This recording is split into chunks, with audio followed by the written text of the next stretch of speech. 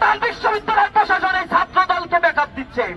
কি কারণে, কার ইশারায় এই কাজটা করা হয়েছে? আমরা মনে করছি লন্ডনের ইশারায় এই জাতীয় কার্যক্রম পরিচালিত হয়েছে।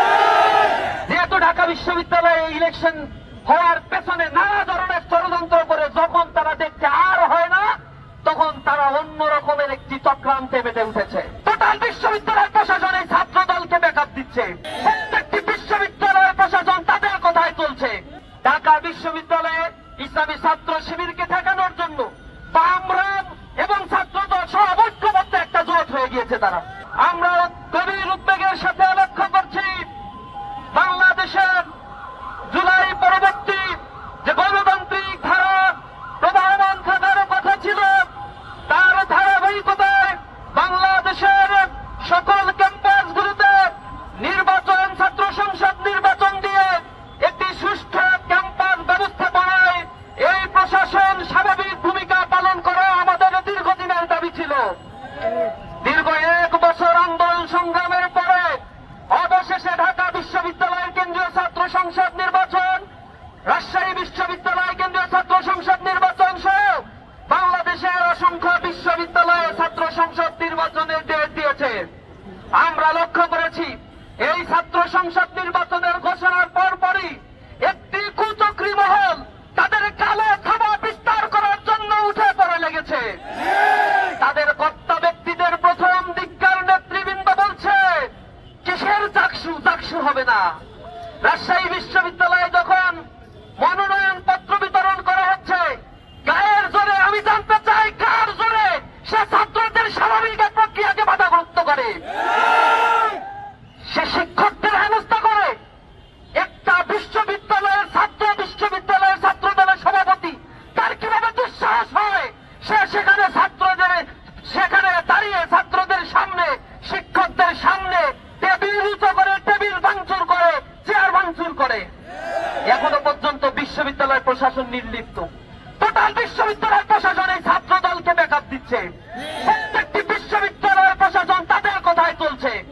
রাজশাহী বিশ্ববিদ্যালয়ে ডাকসু ইলেকশনের ডেট যখন ঘোষণা হয়েছে, এর পরবর্তী আমরা দেখেছি তারা আবেদন করেছে, সাথে সাথে তাদের আবেদন অ্যাকসেপ্ট করে সেখানে 15 দিন রাষ্ট্রীয় নির্বাচনের ডেট পিছিয়ে দেওয়া হয়েছে।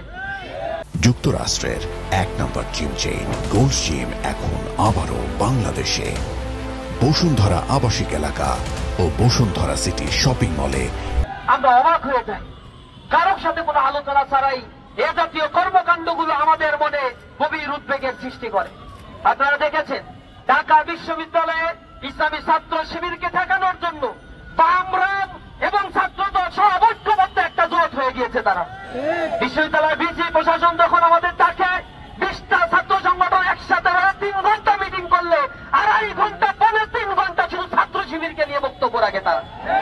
ক্যাম্পাস কিভাবে ছাত্র সংগঠন পরিচালিত হবে, ক্যাম্পাসের ছাত্র রাজনীতি কিভাবে পরিচালিত হবে, সেই কথাবার্তার কোন নামগন্ধ নাই। সারাক্ষণ বুলিং, ট্যাগিং, হ্যারাসমেন্ট আর আদারিং এর সেই কুচক্রী রাজনীতি, সেই ফ্যাসিবাদের রাজনীতি পুনরুদ্ধারের জন্য এই একটি কুচক্রী মহল তারা উঠে পড়ে লেগেছে। হঠাৎ করে আমরা আবার দেখলাম ঢাকা বিশ্ববিদ্যালয়ের ছাত্র সংসদে ইসলামী ছাত্র শিবিরের জিএস প্রার্থী, তার প্রার্থীরা বৈধতা নিয়ে রিট করা হয়েছে। রিট করা হলো একটা ইস্যু নিয়ে, আর রিট করার সেখানে আদেশ দেওয়া হলো ডাকসু ইলেকশনকে পিছিয়ে দিতে হবে। কি কারণে, কার ইশারায় এই কাজটা করা হয়েছে? আমরা মনে করছি লন্ডনের ইশারায় এই জাতীয় কার্যক্রম পরিচালিত হয়েছে। যেহেতু ঢাকা বিশ্ববিদ্যালয়ে ইলেকশন হওয়ার পেছনে নানা ধরনের ষড়যন্ত্র করে যখন তারা দেখছে আর হয় না, তখন তারা অন্য রকমের একটি চক্রান্তে মেতে উঠেছে। চেম্বার জজ যখন এটাকে স্থগিত করেছে, তারা ক্যাম্পাসে আন্দোলন করছে। আন্দোলন করে তাদের বক্তব্য যে প্রশাসন আইনজীবী হিসেবে কাকে নিয়োগ দিল, অথচ সেই আইনজীবী কিন্তু হঠাৎ করে যে সংকট তৈরি হচ্ছে আধা ঘন্টার মধ্যে সেই সংকটের সমাধান করে দিয়েছে। তাদের আক্ষেপ হলো কেন এটা সমাধান করা হইল, এজন্য তারা খুব আক্ষেপ করছে, মুখ শুকিয়ে গেছে। তাদের চক্রান্ত যে বাস্তবায়ন হয় নাই, এজন্য আপে গা লেগেছে, কষ্ট পেয়েছে তারা। আমরা বিত্তবানকে বলে দিতে চাই, ডাকসু ইলেকশন সাধারণ ছাত্রদের পারসেপশনের বিষয়। এখানে সুনির্দিষ্ট বড় গোষ্ঠীর পারপাস সাফ করার জন্য ডাকসু, রাকসু, চাকসু, চাকসু, পাঞ্চালের চক্রান্ত না